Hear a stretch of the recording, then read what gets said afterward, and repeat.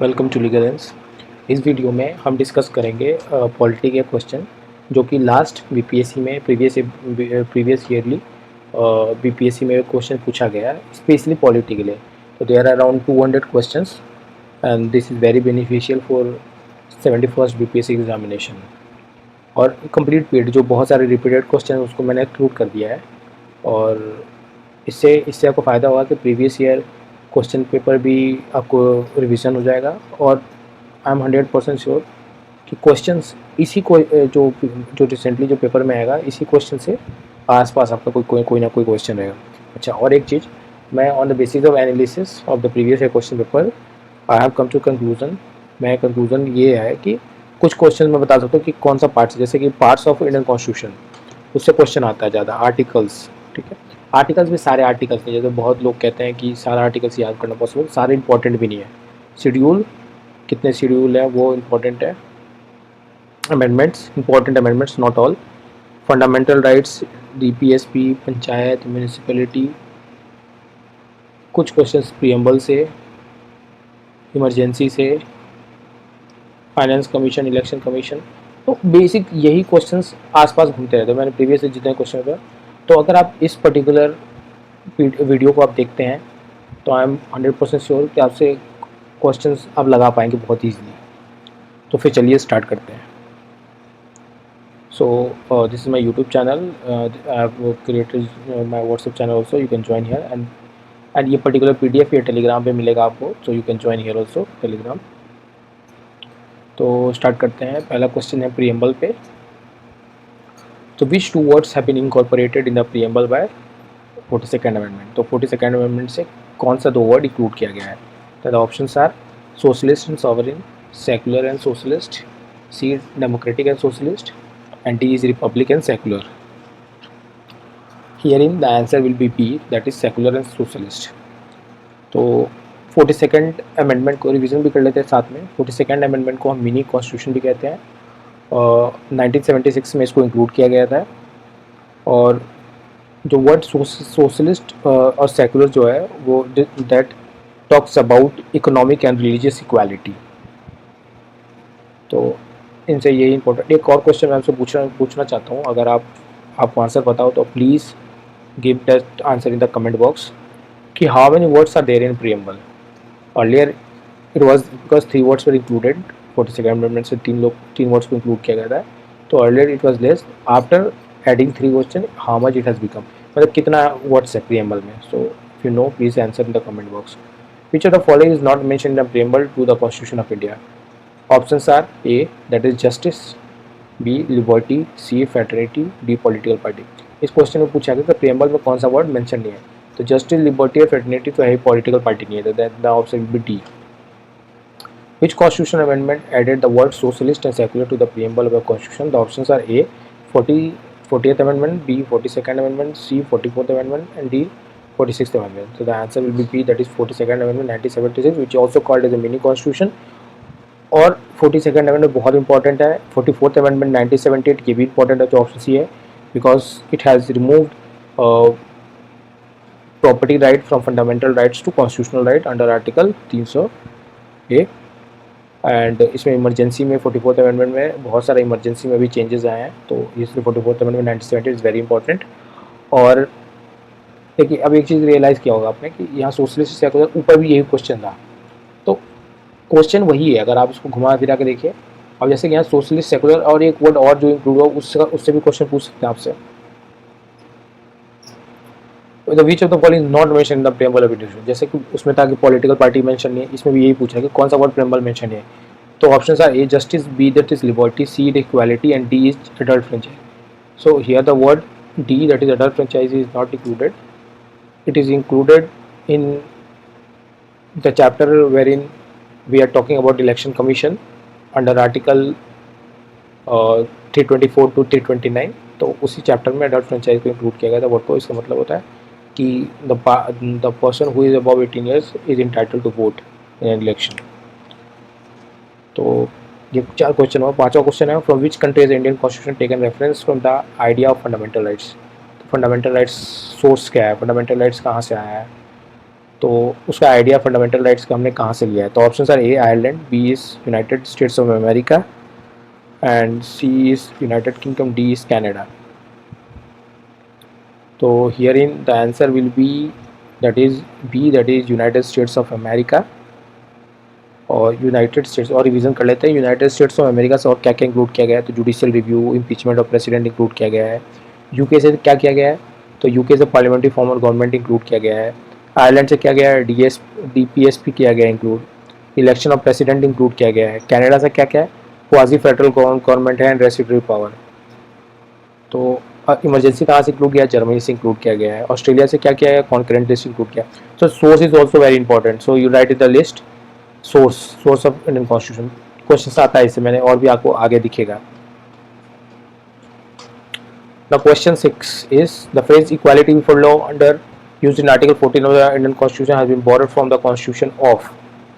So in Article 14 which talks about equality, equality का बात करता है, तो इसमें दो वर्ड यूज किया गया है, equality before law and equal protection of law. Now equality before law is a negative concept, क्योंकि ये कहता है कि equality कोई भी बंदा हो, अमीर हो गरीब हो, सब इक्वल है in the eyes of law. Now the question is कि हम कैसे इक्वालिटी की बात करेंगे? अगर एक बंदा अमीर हो, एक बंदा गरीब, तो इक्वालिटी आएगा कहाँ से? अगर सारा चीज़ एक बंदे सबके लिए सेम होगा, तो जो बंदा अमीर है तो he will get favourable, he will be in favourable position, वो ज़्यादा उसको बेनिफिट मिलेगा। तो इक्वालिटी बिफोर लॉ हम ब्रिटेन से लेते हैं and it is called a negative concept which was propounded by Dicey. But जो equal protection of law is borrowed from USA. It is a concept of USA wherein it is said equal among equals. अगर कोई गरीब है तो गरीब को गरीब में रख के वहाँ इक्वालिटी का बात करेंगे, अमीर को अमीर में रख के इक्वालिटी का बात करेंगे। So it is very important concept, ये बहुत इंपॉर्टेंट है, इसीलिए equality before law and equal protection of law. Equal protection of law हमने यूएस से बोरो किया है। What is fundamental right? तो बहुत इंपॉर्टेंट क्वेश्चन है कि फंडामेंटल राइट और directive principle of state policy क्या होता है। ठीक है, फंडामेंटल राइट क्या होता है? मौलिक अधिकार है आपका। अगर आपका फंडामेंटल राइट इंफ्रिंज होता है तो आप ऑनरेबल हाई कोर्ट या सुप्रीम कोर्ट जा सकते हैं। ऑनरेबल हाई कोर्ट के लिए आपको आर्टिकल 226 के अंदर डालना जा सकते हैं और सुप्रीम कोर्ट के लिए आर्टिकल 32 के द्वारा आप सुप्रीम कोर्ट जा सकते हैं। तो this is some right, this is those rights which can be enforceable by court. अगर कोई आपका इन्फ्रिंज करता है इस पर्टिकुलर राइट को तो आप कोर्ट जा सकते हैं। But now when it comes to DPSP, directive principle state policy, so आप इन्फोर्स नहीं करा सकते। It is a description of the state. State बोले तो गवर्नमेंट कि उसको इम्प्लीमेंट करे या ना करे। जैसे कि यूनिफॉर्म सिविल कोड है तो इम्प्लीमेंटेड नहीं है, पर कुछ स्टेट्स करती है, जैसे उत्तराखंड ने किया है, या अदर स्टेट्स भी बहुत सारे कानून हैं, जैसे ऑर्गेनाइजेशन ऑफ विलेज पंचायत है, बहुत सा प्रोविज़न है, इन्वायरमेंट रिलेटेड है, चाइल्ड केयर एंड एजुकेशन है। तो ये डायरेक्शन है, directive principle. It is the principal which the state should follow, but it is not mandatory, you can not enforce it. आप कोर्ट नहीं जा सकते उस पर्टिकुलर वायलेशन के लिए, आप कोर्ट नहीं, डायरेक्टिव प्रिंसिपल स्टेट वायलेशन के लिए आप कोर्ट नहीं जा सकते। It is not enforceable right. So now the question 7 is untouchability is abolished by which article? Untouchability कौन सा आर्टिकल से अबॉलिश हुआ है?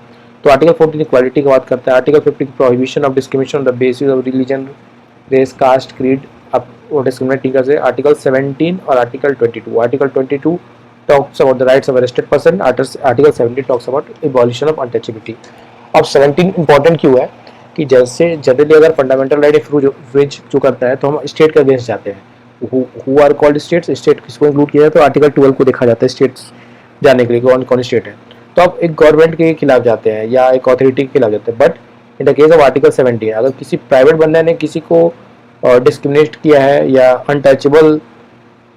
की अनटचेबिलिटी का वायलेशन किया है, तो उस केस में प्राइवेट इंडिविजुअल के खिलाफ भी आप honourable high court, supreme court जा सकते हैं। And it is the penal provision, it is only the provision in the constitution which is the penal provision, article 17।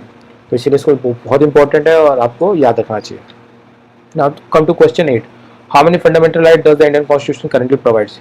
The options are A 5, 6, 7 and 8. Here in the answer will be 6, that is B. पहले 7 था, but right to property was removed by 44th Amendment 1978. So now there is only 6 rights, fundamental rights.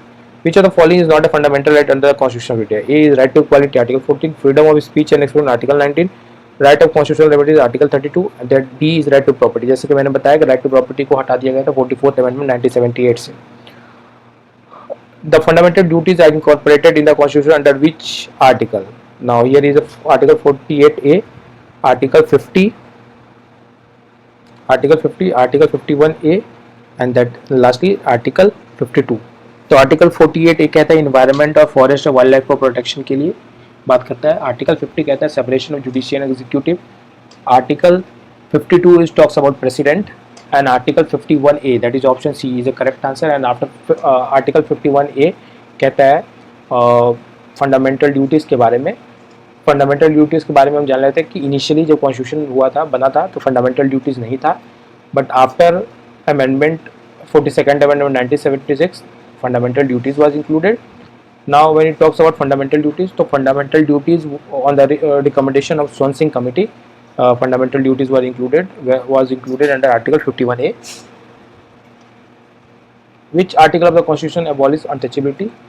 Options are A, article 14, that talks about equality. Article 15, that talks about prohibition on the basis of discrimination. 16, it talks about equal opportunity in public employment. And article option D, that is article 17, it talks about untouchability. So here in the answer will be D. During question 12, during a national emergency, the fundamental rights under which article cannot be suspended? तो इसका कहना है कि कौन सा article suspend नहीं होता fundamental right. Generally क्या होता है कि जब नेशनल इमरजेंसी लगता है तो कुछ आर्टिकल्स सस्पेंड हो जाते हैं, जिनका मेंशन है आर्टिकल 358 और आर्टिकल 359 में. 358 में आर्टिकल 19 ऑटोमेटिक सस्पेंड हो जाता है, बट दो ग्राउंड में, वॉर में और एक्सटर्नल एग्रेशन में आर्टिकल 19 सस्पेंड हो जाता है. आर्म रिबेलियन में नहीं होता आर्टिकल 90. वो इंपॉर्टेंट है, इसको ध्यान में रखिएगा, because there are chances that question will come from this side. Okay, article 358. और आर्टिकल 359 कहता है कि नेशनल इमरजेंसी के समय आर्टिकल 20 और 21 सस्पेंड नहीं होगा. ठीक है, तो here in the answer will be C, that is article 21. 14 आपको पता है इक्वालिटी है. Article 19 freedom of speech and expression है. Article 22 rights of arrested person है. ठीक है. Now question 13, which article of the constitution provides for the protection of the interest of minorities? So there are two provision. Article 29, 30 talks about minority. Now the question, there will be confusion कि कौन सा है. तो here they are talking about protection of interest of minorities. So here in the answer will be that is A, that is article 29.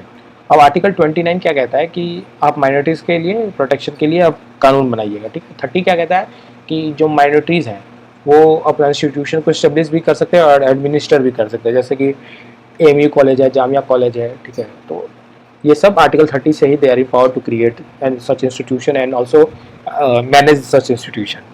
Article 31 क्या है? Article 30 repeal हो गया. Article 32 क्या है? Enforcement of fundamental right, that is for various writs. How many writs are there? So you can answer this question in the comment box.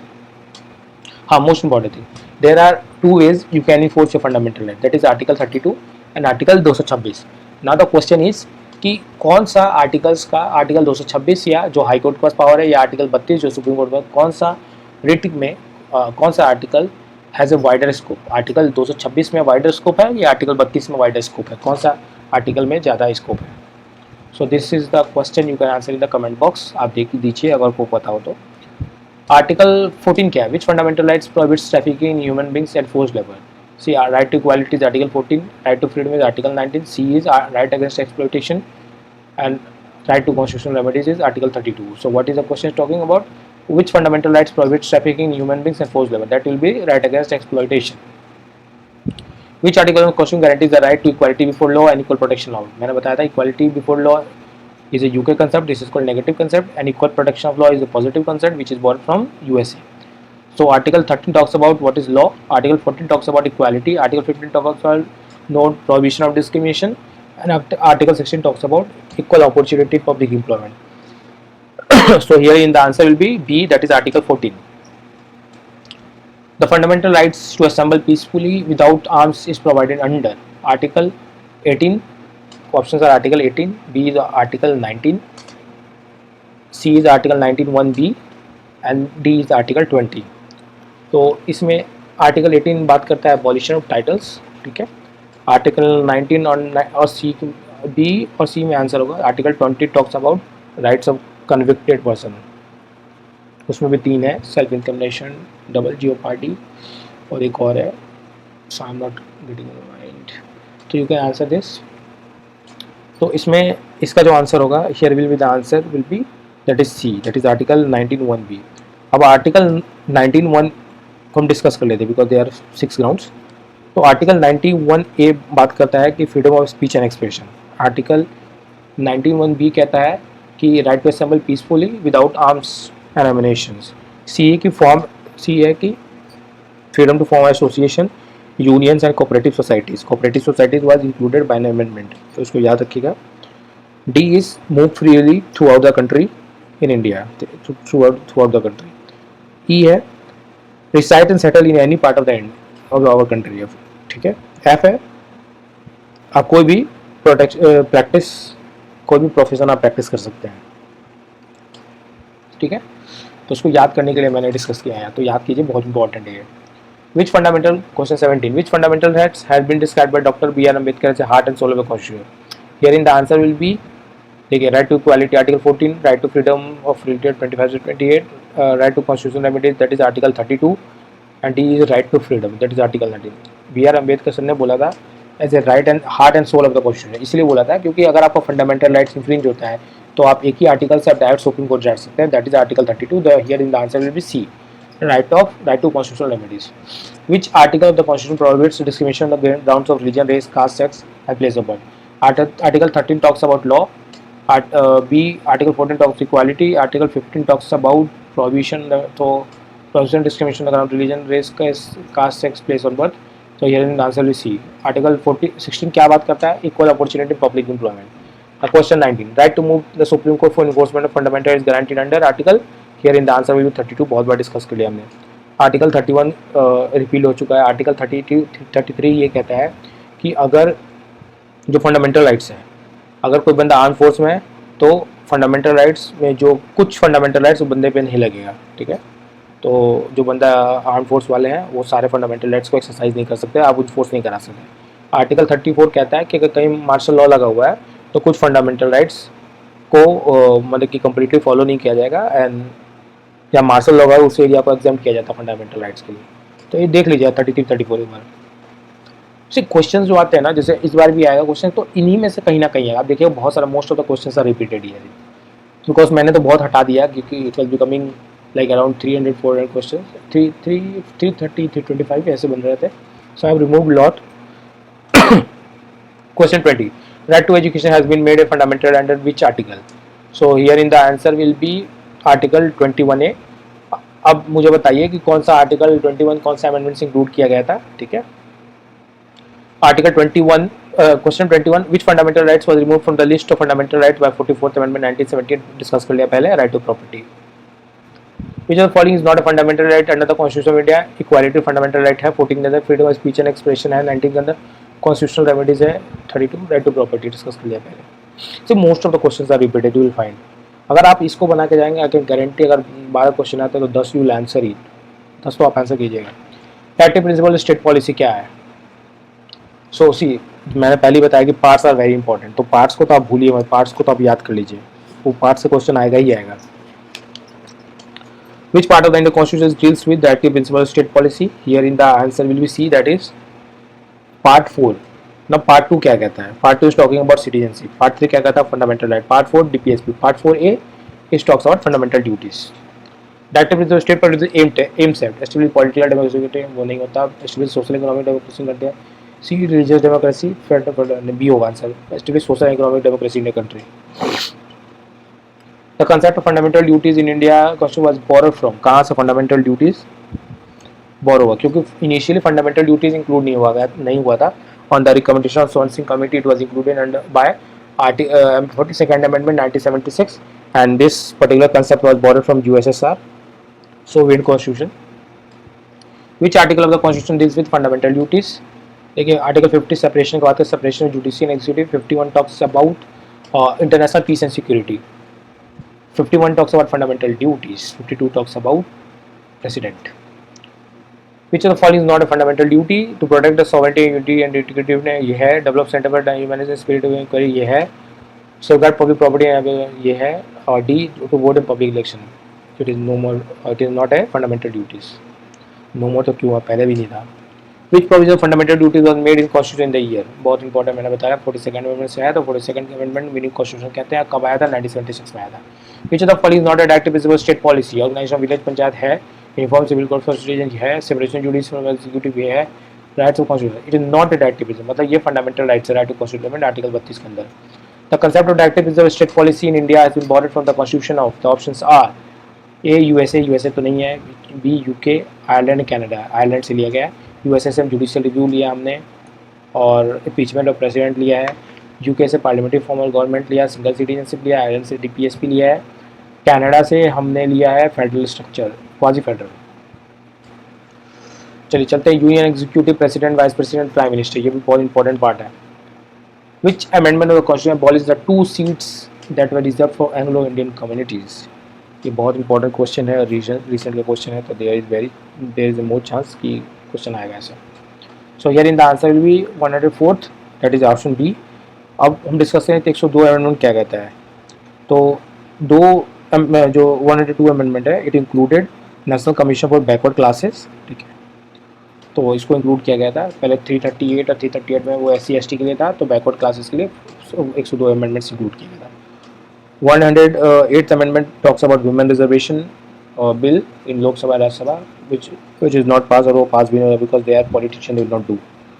100 amendment क्या है, तो it talks about land boundary जो dispute था बांग्लादेश और India में, तो इन्होंने discuss करके सेटल कर लिया 110 amendment से. Among the following, who has been a speaker of Lok Sabha prior to the election of the president of India? So here in the answer will be Neelam Sanjeev Reddy. He was served as Speaker of Lok Sabha before becoming a 6th President of India. Size of Council of Ministers has been restricted to 15% of members of Lok Sabha by the Constitution Amendment. कौन सा amendment से include किया गया था? तो here in the answer will be A, that is 91st Amendment 2003. 92 Amendment talks about added 92nd Amendment जो है वो added 4 language wherein Bodo, Santhali, Dogri and Maithili was included. ये भी बहुत इंपॉर्टेंट क्वेश्चन है, ऑप्शंस में एक हटा देता है, पूछते हैं, तो ये इसको याद रखिएगा, जरूर याद रखिएगा. 93rd अमेंडमेंट से क्या इंक्लूड किया था, तो special provision were made for SC and ST to include to get so that they can get admission in private sector, मतलब कि talks about reservation for SC ST in private institution also. 93rd ये भी बहुत important है. और 95 amendment जो है वो रिजर्वेशन एक्सटेंड कर देता है SC ST के लिए. कहाँ, तो ये इंक्लूड करता है फॉर असेंबलीज. आपको पता होगा कि लेजिस्लेटिव असेंबली, लोकसभा, राज्यसभा सब में SC ST के लिए रिजर्वेशन है. Indian national flag was adopted by the constituent assembly on the date of 22 July 1947. The here in the answer will be B. Which of the following are the matter on which a constitutional amendment is possible only with the ratification by the legislature and not less than one half of the states? So here in the answer will be B, that is 1, 2, 4. So 1 talks about election of president, 2 talks about representation of states in parliament, 4 talks about abolition of legislative councils of state. Now here the question is for you, please give in the comment box, under which article talks about constitutional amendment. Which of one of the following is a part of electoral college or for the president but not a forum for the impeachment? बहुत important question है. तो here will be the state legislative assembly. मतलब कि जब election होता है president का तो he has a right to vote, ठीक है, but during impeachment they do not have right to vote. The article of the question deals with proclamation of emergency is here in the answer will be D, that is 352. 356 भी है failure of constitutional machinery, 360 भी है financial emergency, और 365 है जब circumstances जब UN government का follow नहीं किया जाए डायरेक्शन, तो उस केस में तो वो ग्राउंड एक तरह से. Who is the chairman of GST council? तो GST काउंसिल का चेयरमैन कौन होता है, तो union minister of corporate affairs, chairman of finance commission, union finance minister and the RBI governor. तो इसका चेयरमैन होता है union finance minister. Now the question is कि कौन सा आर्टिकल से GST को इंक्लूड किया गया था अमेंडमेंट से, और GST काउंसिल के बारे में कौन सा आर्टिकल में डिस्कस है, क्योंकि ये इंपॉर्टेंट है, इसीलिए इसको याद जरूर कीजिएगा. So give in the comment box, अगर नहीं दे पाइए तो मैं नेक्स्ट वीडियो में जरूर दूंगा. Who among the following has served as the President of India, Ambassador to the US, China, Turkey, Thailand, and also the Vice Chancellor of JNU? Here the answer will be C, that is K.R. Narayana. He was the India's 10th president and held diplomatic posts in US, China, Turkey, and Thailand. Which amendment fixed the maximum strength of the Council of Ministers in the states? तो here in the answer with 91st constitution amendment मैंने discuss किया था पहले ही 2003 में आया था. 86th constitution amendment talks about right to education under article 21A. 81st constitutional amendment है जिसमें कैरी फॉरवर्ड रूल इंक्लूड किया गया था आर्टिकल 19 सब क्लॉज 4B के अंदर. कैरी फॉरवर्ड रूल ये होता है कि अगर कोई रिजर्व सीट है SC/ST के लिए, अगर वो पर्टिकुलर सीट अगर फिल नहीं हुआ तो अगले साल जब वैकेंसी आया तो उसको SC/ST वाले सीट में इंक्लूड करके लाया जाएगा. That is called carry forward rule. Now question 41 is the minimum age of MP in the lower house, MP in the upper house and the president. So herein the answer will be A, that is 25 for the Lok Sabha, 30 for the Rajya Sabha and 35 for the president. Which article deals with the impeachment of president? So herein the answer will be article 61 which talks about impeachment of the president. Now what article 60 talks about? Article 60 talks about oaths and affirmation of president. Article 62 talks about कि अगर president का जो कुर्सी है vacancy vacant है या president नहीं रहे हैं, ठीक है, तो उस केस में कितने टाइम के अंदर आप उस पर्टिकुलर चेयर को फिल कीजिएगा. So it talks about time period in the case of vacancy of the post of the president. Now 63 talks about vice president of India. Who am the following can remove the president from his office before the expiry of the term. So here in the answer will be B, that is Parliament. Parliament was the बहुत power है, तो Parliament remove कर सकता president through impeachment under Article 61. Which article of the Constitution of India abolish titles except military and economic distinction? Article 17 talks on untouchability. Article talks about this. Article talks about abolition of titles. 19 freedom and 20 is right of convicted person. Article 45 section question 45 is which article of the constitution. तो चलिए start करते हैं question number 46. The question is what is the object of cut motion in parliament. The options are A to restrict grant from consolidated fund of India, to restrict the grant of the government, C to remove a proposal to reduce expenditure in the budget proposal, D to restrict day to the financial expenditure of the government. इस question से हम 2-3 चीज़ याद कर सकते हैं. सबसे important कि consolidated fund होता क्या है और कौन सा आर्टिकल में ये डिफाइंड है, और consolidated as well as contingency fund. तो अगर आपको आंसर पता है तो please in the comment box please mention it. और बजट कौन सा आर्टिकल में है, इससे आपका रिवीजन भी हो जाएगा. तो इसका आंसर होगा क्वेश्चन नंबर 46 का सी, to move a proposal to reduce expenditure in the budget proposal. तो इम्पॉर्टेंट क्वेश्चन है. तो इससे आप हम 3-4 क्वेश्चन तैयार हो गया. कंसोलिडेटेड फंड ऑफ इंडिया कौन सा आर्टिकल में है, कंटीजेंसी फंड कौन सा आर्टिकल में है, और बजट कौन सा आर्टिकल में है. तो ऐसे याद कीजिए तो आपको रिवीजन होगा, रिवीजन में भी मदद मिलेगा और ज़्यादा से ज़्यादा क्वेश्चन प्रिपेयर भी हो जाएगा. Question number 47, who decides the disqualification of members of state legislative assembly for matters other than those in 10th schedule of the constitution. The options are A state election commission, B high court, C governor, D speaker legislative assembly. अब ये question important इसलिए है क्योंकि इसमें ये question ये है कि कौन सा आर्टिकल कौन सा जो डिस्क्वालिफिकेशन होता है मेंबर्स का अदर देन 10th शेड्यूल, मतलब कि एंटी डिफेक्शन के मैटर पे छोड़ के कौन मतलब कि अथॉरिटी होता है डिस्क्वालिफिकेशन पे. तो इसका आंसर होगा D, that is the speakers legislative assembly. और जो 10th शेड्यूल में जो डिस्क्वालिफिकेशन का जो पावर होता है और 10th शेड्यूल वो मतलब कि किसके पास होता है वो इम्पोर्टेंट है. तो अगर आपको आंसर पता हो तो प्लीज़ बताइए. और इसमें और एक क्वेश्चन इंपॉर्टेंट है कि 10th शेड्यूल जो है वो कौन सा अमेंडमेंट से इंक्लूड किया था. और सबसे इंपॉर्टेंट है 10th शेड्यूल में कुछ अमेंडमेंट भी किया था, दूसरा अमेंडमेंट, तो वो कौन सा अमेंडमेंट से आया था. तो there are 2 amendments related to 10th schedule. तो आप अगर आंसर पता है तो बताइए, नहीं तो मैं अगली वीडियो में बताऊँगा. Now question 48, by which time governor has to return an ordinary bill to the concerned state legislature for reconsideration. A, no time limit, B, 2 months, C, 3 months, D, 1 month. Herein the answer will be A, that is no time limit. अब ये this is very important question and मुझे लगता है कि इस बार polity में ये question पूछा जाएगा क्योंकि अभी रिसेंटली तमिलनाडु के केस में जिस पे तमिलनाडु गवर्नमेंट सुप्रीम कोर्ट आई थी और सुप्रीम कोर्ट ने प्रीवियस चीफ जस्टिस थे उन्होंने एक टाइम लिमिट सेट कर दिया था कि आपको कुछ टाइम में प्रेसिडेंट को एसेंट देना मैंडेटरी है. Now that particular case, now the president of India is empowered under Article 143 for has transferred that particular case to Supreme Court's judges. क्योंकि सुप्रीम कोर्ट पास एडवाइजरी जुरिडिक्शन रहता है, तो article 143 के अंदर president ने कुछ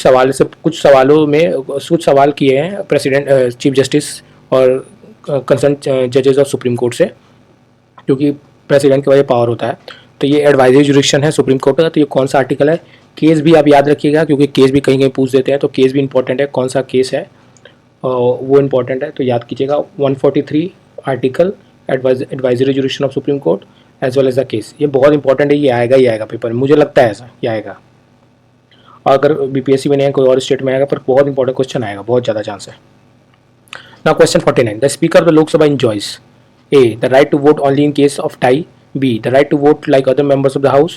C. 2 votes, 1 in the ordinary course and other in the case of tie. And D. No right to vote. Herein the answer will be A. The right to vote only in the case of a tie. And it is given in Article 100 Clause 2. Question 50. The quorum to constitute a meeting of either house of parliament. Now अब ये quorum क्या होता है? quorum होता है मतलब कि minimum member कितने चाहिए.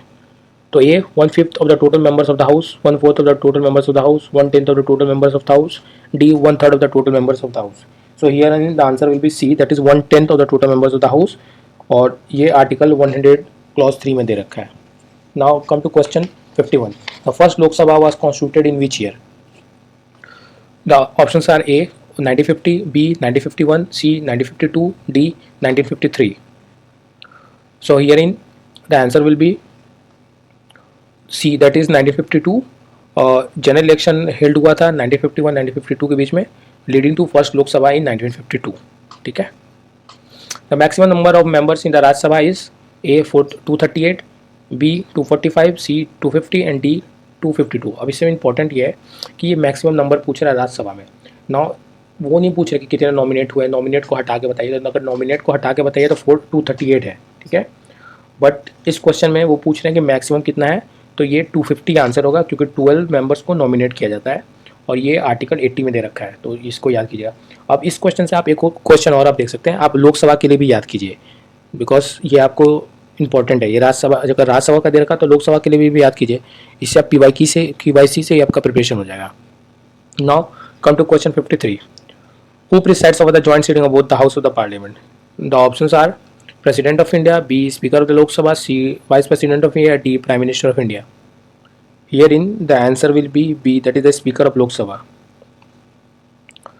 Now question 54. Which article of the Constitution deals with the election of the Vice President of India? बहुत important है क्योंकि recently respected Vice President ने resign कर दिया है, तो बहुत important question ये भी आ सकता है. So which articles deals with the election of the Vice President? तो यह इसका आंसर होगा D, that is Article 66. Article 63 talks about Vice President of India. Article 64 talks about that Vice President is the ex officio chairman of Rajya Sabha, क्योंकि आपने देखा होगा कि he is presiding officer of the राज्य सभा. ठीक है. जैसे स्पीकर काम करता है वैसे जो स्पीकर जिनको कहते हैं वो राज्यसभा में उनको चेयरमैन कहते हैं और वो पूरे हाउस को चलाते हैं, तो he is the chairman of the house, vice president. Article 65 कहता है कि अगर प्रेसिडेंट साहब नहीं है तो in that cases all the functions and all the duties can be exercised by the vice president in the absence of prime minister, in the absence of president. Question 55. Who presides over the joint sitting of the parliament? तो इसका answer मैंने पहले ही आपको बता रखा है, तो speaker of the Lok Sabha होगा. Who has power to summon to prorogue parliament? Here in the answer options are A prime minister, B president, C speaker of the lok sabha, D vice president. तो इसका answer होगा president and it is provided under article 85 में दे रखा है. Now question 57. The parliament of India consist of A Lok Sabha Rajya Sabha, B Lok Sabha Rajya Sabha and president, C Lok Sabha Rajya Sabha and prime minister, D Lok Sabha Rajya Sabha president and vice president. Here in the answer will B B, that is Lok Sabha Rajya Sabha and president and it is given under article 79. Question 58. The Parliament can make any law for the whole or any part of India for implementing international treaties. A with the consent of all the states, B with the consent of majority of the states, C with the consent of states concerned, D without the consent of any state. Now here in the answer will be without the consent of any state. जब आप article 245 से 255 पढ़िएगा तो article 253 talks about this part, जहाँ article 253 ये कहता है कि कोई भी कानून है, इंटरनेशनल लॉ है, वो पार्लियामेंट लागू कर सकता है भारत पे, ठीक है। जैसे ह्यूमन राइट्स, कोई भी कानून, जैसे यूनाइटेड नेशन का चार्टर है, तो उसको इंडिया में implement by the help of this article only 253 parliament is empowered to implement it without the consent of state, क्योंकि ये एक्सक्लूसिव जुरिडिक्शन है पार्लियामेंट का। आपने डिवीजन ऑफ पावर तो देखा होगा, 245 में बता रखा है कि एक 3 तरह का सब्जेक्ट्स होते हैं, ठीक है। तो कॉन्करेंट लिस्ट होता है, स्टेट लिस्ट होता है, यूनियन लिस्ट होता है। तो यूनियन में union empowered to make laws, state is empowered to make concurrent list, कि जहाँ दोनों बना सकते हैं कानून। तो article 253 specially empowers the state parliament to make law without the consent of any state, और आप इंटरनेशनल ट्रीटीज़ को आप इंडिया में इम्प्लीमेंट कर सकते हैं। तो आर्टिकल 253 बहुत इंपॉर्टेंट है। विच article of the constitution deals with the proclamation emergency. एक लॉन्ग वीडियो आएगा, उससे आप इमरजेंसी के जितने भी क्वेश्चन होंगे आप बहुत ईजिली समझ जाइएगा और बना दीजिए। आप आई कैन गारंटी कि जितने भी MCQs आएंगे इमरजेंसी से, आप उस वीडियो को देख के 10 मिनट का वीडियो होगा, वो सारा बनाएंगे। मैं इस चैनल पर अपलोड करूँगा, तो आप देखिएगा उस वीडियो को। Which article of the constitution deals with the proclamation of emergency. Article 360, article 365, article 356 and article 352। Herein the answer will be D, that is article 352। Article 360 covers about financial emergency, India में कभी भी लागू नहीं हुआ है। Article 365 talks about the circumstances wherein the direction of the union government is not follow, तो उस case में भी इमरजेंसी लगाया जा सकता है। उसका प्रोसीजर होता है, वो बाद में डिस्कस करेंगे। और article 350C talks about the president rules when there is a failure of constitutional machinery in the state. Now question 60, who decides whether a bill is money bill or not? Here in the options are A president, B prime minister, C finance minister, D speaker of the lok sabha। तो इसका answer होगा D, that is the speaker of the lok sabha। अब कोई भी, अब बहुत important है, बहुत सारा कन्फ्लिक्ट आता है, बहुत सारा जजमेंट भी आ रखा है इसमें। जैसे आधार को मनी बिल बना के पास कर दिया गया था पार्लियामेंट में, तो there was a dispute and finally it was settled by honourable supreme court. क्योंकि कोई भी अगर बिल मनी बिल हो तो उसको बहुत इजीली पास कराया जाता है और राज्यसभा में उसको रोका नहीं जा सकता, ठीक है। आपको पता ही है, मनी बिल राज्यसभा में आप ज़्यादा दिन 14 दिन का टाइम पीरियड होता है, आप रोक नहीं सकते, इसीलिए इंपॉर्टेंट होता है। तो लोग का जो भी पार्लियामेंट होता है, पार्लियामेंट्रियन होते हैं, वो चाहते हैं, या कोई भी कैबिनेट मिनिस्टर होता है, वो चाहता है कि कोई भी बिल को मनी बिल कंसिडर करें। बट हाँ, the whole sole responsibility to decide whether bill is money bill is the speaker of Lok Sabha. Although इसमें जुडिशियल रिव्यू हो सकता है, बट फिर भी the speaker of the Lok Sabha is empowered to do so. तो इस पावर को मिसयूज़ करने के लिए, क्योंकि मनी बिल हो तो आप ज़्यादा दिन रोक नहीं सकते, इस पावर को मिसयूज़ करने के लिए लेजिस्लेचर करता है ये काम कि कोई भी बिल को मनी बिल कराने की कोशिश करते हैं, but although it is not possible now. Question 61, what is the normal maximum gap between two sessions of the parliament? The options are A 3 months, B 4 months, C 6 months, D 9 months। Here in the answer will be C, that is 6 months। So and it is provided under article 85। Question article 85 में आप देख सकते हैं। Question 62, the first finance commission was appointed in which year? तो इसका answer होगा B, that is 1951। ये static का पार्ट है, बट हाँ देख लीजिएगा।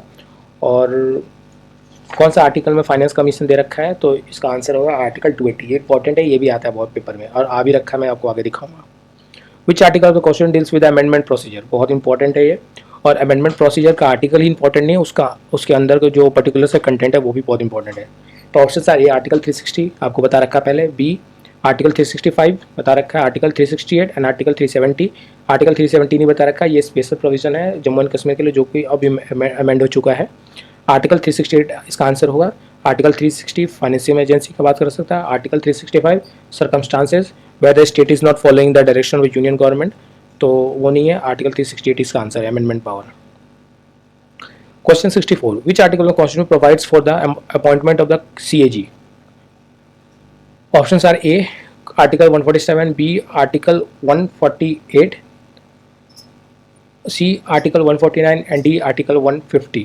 तो here in the answer will be B, that is article 148।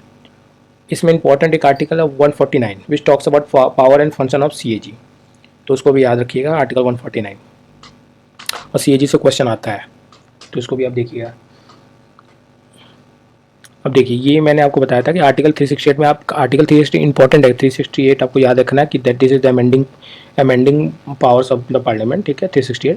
But beside that आपको कंटेंट भी देखना है, क्योंकि ये क्वेश्चन आता है ऐसा।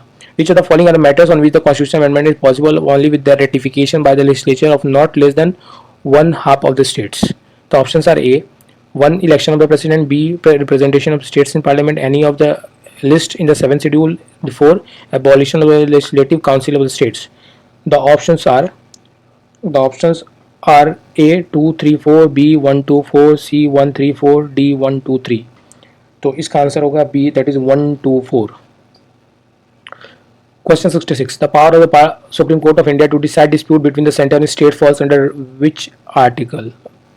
Falls under its, तो देखिए जो यूनियन जुडिशरी का बात होता है तो उसमें हम आर्टिकल 124 से 148 पढ़ते हैं, उसके बाद 146 पढ़ते हैं, उसके बाद 147 48 से सीएजी स्टार्ट हो जाता है, कंट्रोलर जनरल ऑफ इंडिया, तो वो स्टार्ट हो जाता था। 124 टॉक्स अबाउट सुप्रीम कोर्ट। तो यहाँ सुप्रीम कोर्ट के जुडिशन के बारे में बात हुआ है।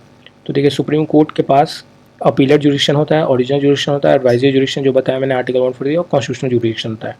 The power of supreme court to decide dispute. अच्छा, ये क्वेश्चन है कि जब दो स्टेट्स में डिस्प्यूट होगा, बिहार वर्सेस यूपी हो गया या UP Bihar versus union government हो गया, उस केस में सुप्रीम कोर्ट अपना option B that is original jurisdiction exercise करती है। In which case the supreme court of India for the first time give the doctrine of basic structure of the constitution. सबको पता है, तो option B will be the correct answer, बहुत important है ये। Which of the following is not a type of writ issued by the Supreme Court of India? A. Habeas corpus, B. Prohibition, C. Certiorari, and D. Injunction. There are 5 types of writs, और article 32 में supreme court is empowered to issue writs, and article 2 to 6 high courts are empowered to issue writs। तो 5 writ होते हैं। तो इसमें habeas corpus writ है, prohibition भी writ है, सेशनरी भी रिट है, इंजंक्शन रिट नहीं है। Injunction is a part of CPC as well as specific relief act.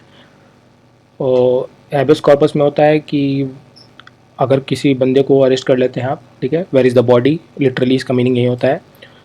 Prohibition सेशरी में सिमिलैरिटी होता है, बहुत कन्फ्यूजन होता है, तो इसको मैंने याद कर रखा है, prohibition is better than to cure.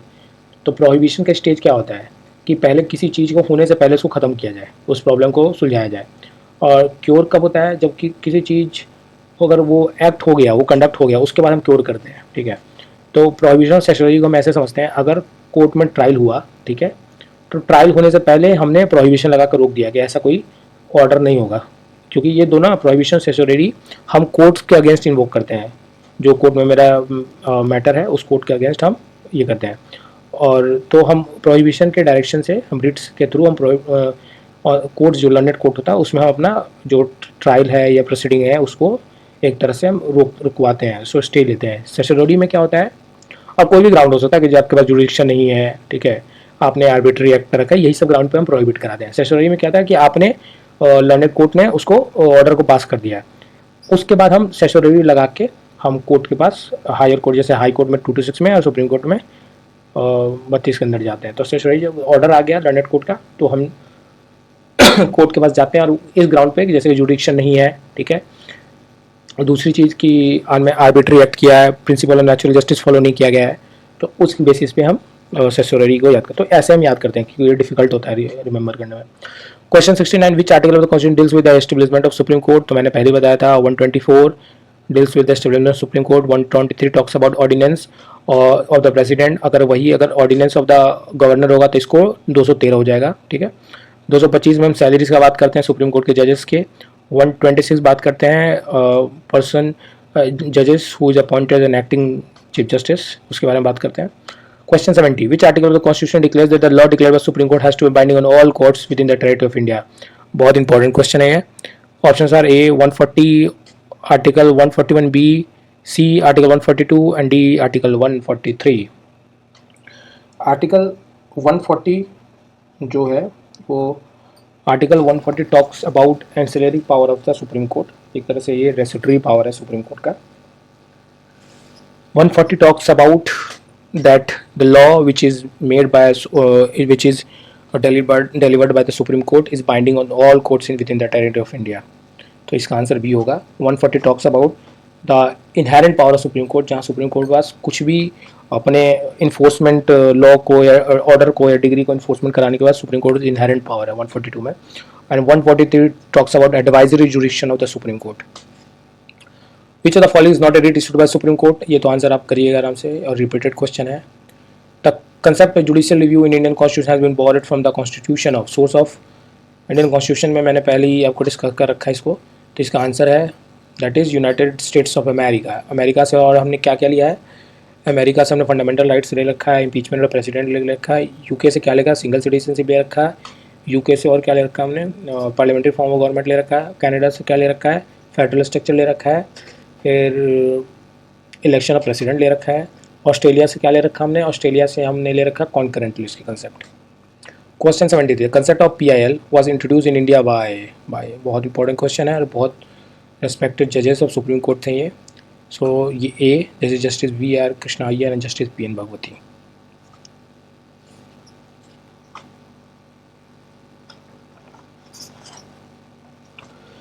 अब आते हैं, ये देखिए रिपीटेड क्वेश्चन है. Which is not mention in the preamble. मैंने बताया था जस्टिस, लिबर्टी, अरी, फर्टेनिटी तीनों मेंशन, पॉलिटिकल पार्टी मेंशन है.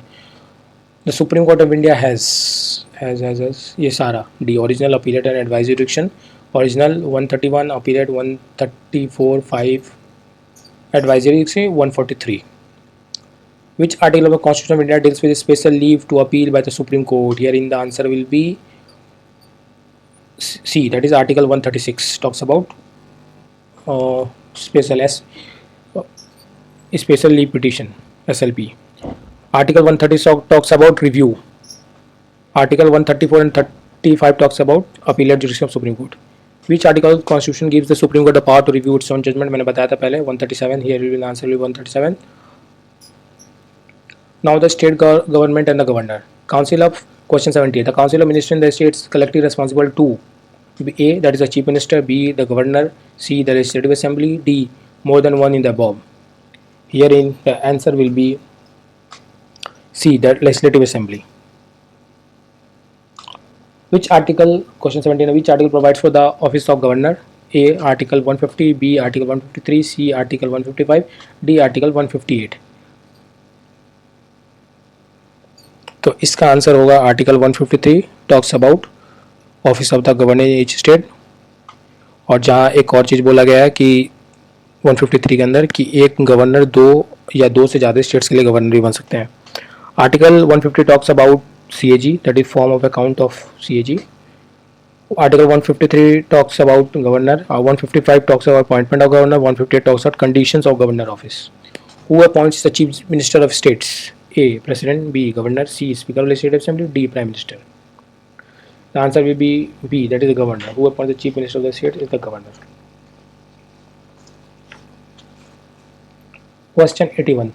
The Chief Minister of the state holds office for a fixed term of A, for a fixed term of 5 years, B, during the pleasure of Governor, C, during the pleasure of President, A, D, at the discretion of the Prime Minister.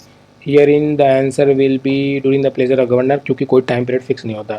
Although formally they are appointed for 5 years, और पर हाँ generally वो appoint 5 years के लिए. तो लोगों का मानना भी है ऐसा ही है क्योंकि 5 साल में फिर इलेक्शन होता है. But they stay during the pleasure of governors pleasure, और मीनिंग कि जब तक वो असेंबली में अपने कॉन्फिडेंस रिटेन करते हैं तब तक वो रहते हैं. हो सकता है 2 साल में आपने कॉन्फिडेंस लूज़ कर दिया तो आपको खाली करना पड़ जाएगा. Now question 82. Which states has legislative council? देखिए कुछ स्टेट्स में लेजिस्लेटिव असेंबली, कुछ नहीं, सारे में लेजिस्लेटिव असेंबलीज होते हैं except UTs, and that also except 2 UTs जहाँ लेजिस्लेटिव असेंबली है, जैसे कि दिल्ली एंड पुडुचेरी. तो और कुछ स्टेट्स में लेजिस्लेटिव काउंसिल भी होते हैं. There are around 6 states where in the legislative council. तो क्वेश्चन है कि which state has legislative council? A, Punjab में नहीं है. बी, राजस्थान में भी नहीं है. C, Karnataka. And D, Himachal Pradesh में नहीं है. सी, कर्नाटक में है. और अदर स्टेट्स में जैसे कि महाराष्ट्र, यूपी, बिहार, आंध्र प्रदेश एंड तेलंगाना, इन सारे स्टेट्स में भी लेजिस्लेटिव काउंसिल है. तो इसको याद कीजिएगा, इंपॉर्टेंट है, आ जाता पेपर में. Question 83. Who acts as the chancellor of the state university? अब यहाँ स्टेट यूनिवर्सिटी पूछा है तो chancellor, governor acts as the chancellor of the state university. अगर गवर्नर की जगह पे अगर ये सेंट्रल यूनिवर्सिटी होता है तो president will act as a chancellor, although it is run by vice chancellor, क्योंकि प्रेसिडेंट और गवर्नर आके ऑफिस में तो नहीं बैठते हैं। Who decide the disqualification of members of the states legislative assembly for matters other than those in the 10th schedule. तो already हमने क्वेश्चन डिस्कस कर लिया था, और आपको मैं इसका आंसर जनरली मैं वहाँ एक बार आप एक चीज़ रेक्टिफाई कीजिएगा, शायद मैंने वहाँ आंसर आपको स्पीकर लेजिस्लेटिव असेंबली बताया है, क्योंकि अदर देन 2 दिन 10 शेड्यूल है तो उसका आंसर गवर्नर होगा, इसका आंसर गवर्नर होगा, ठीक है। और स्पीकर लेजिस्लेटिव असेंबली का एक्सक्लूसिव पावर होता है 10 शेड्यूल के अंदर, तो ये थोड़ा सा कन्फ्यूजन हो गया, तो my bad and I am rectifying my mistake. यहाँ आंसर गवर्नर होगा, क्योंकि जो डिस्क्वालिफिकेशन का डिसीजन होता है, ठीक है, other than 10 schedule it decided by governor. But अगर 10 शेड्यूल में अगर आप डिस्क्वालिफिकेशन करते हैं, मतलब एंटी डिफेक्शन के लॉ के ग्राउंड पर अगर आप किसी को डिस्क्वालीफाई करते हैं, तो उसमें होलसोल रिस्पॉन्सिबिलिटी होता है स्पीकर लेजिस्लेटिव असेंबली का। और although it is subject to judicial review by Kihoto Hollohan case with landmark judgement on 10 schedule, ठीक है, तो प्लीज़ आप उसको देखिएगा। Question 85, this is also repeated question, ठीक है, कोई टाइम लिमिट नहीं होता इसमें। Who decides whether bill is money bill और नॉट, ये भी रिपीटेड क्वेश्चन है, और ये स्पीकर ऑफ लोकसभा डिसाइड करता है कि whether the bill is money bill और not. Emergency provision, which article of constitution deals with the proclamation of emergency, the answer will be 352 and it is also a repeated question। और emergency से question आते ही आते हैं, एक दो question तो मिलते हैं। Which type of emergency proclaimed on the ground of armed rebellion, तो ये जो आर्म्ड रिबेलियन ग्राउंड है, ये पहले ये ग्राउंड नहीं था, पहले ये ग्राउंड की जगह पे इंटरनल डिस्टर्बेंस था, but after 44th amendment 1978 now ये armed rebellion is a recognised ground in the case of national emergency, it is given under article 352, तो इसका आंसर होगा national emergency. State emergency article 356, financial article 360। Under which article can president can proclaim financial emergency, बता दिया आपको 360, ठीक है। 358 में क्या होता है कि जो आर्टिकल 19 है ये ऑटोमेटिकली सस्पेंड हो जाता है। 356 में प्रेसिडेंट रूल के बारे में बात होती है। 352 में नेशनल इमरजेंसी। हाउ मेनी, इससे क्या होता है हम रिवीजन कर सकते हैं और याद भी रहेगा। How many times has the financial emergency भी प्रोक्लेम्ड इन इंडिया, फाइनेंशियल में एक भी बार नहीं, no, here in the answer will 0। Which article empowers the president to dissolve the state legislature and assume control of the state machinery? 352 national emergency, 356 failure of constitutional machinery, that is president rule, 360 financial emergency, 365 अगर आप union government का direction नहीं follow कीजिएगा and you will not comply with the provisions of constitution, तो उस case में आप emergency करा सकते हैं, वुमेन इमरजेंसी लग सकता है। तो इसका आंसर होगा आपका B, that is 356। The proclamation of emergency under 352 must be approved by Parliament within 1 month.